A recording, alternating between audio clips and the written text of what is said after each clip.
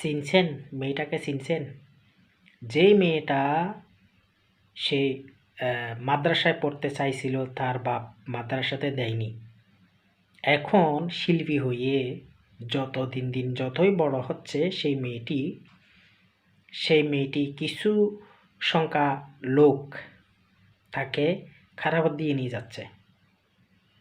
সে কিন্তু বুঝতেছে না, সে এখনো ছোট, অবুঝ। সে অবুঝ, কিন্তু বুঝার মতো তো ওর পাশে মানুষ আছে।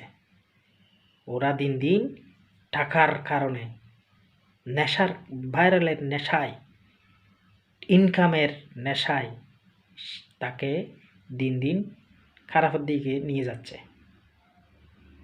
আয় রে টাকা, সেই টাকা কবরে যাবে?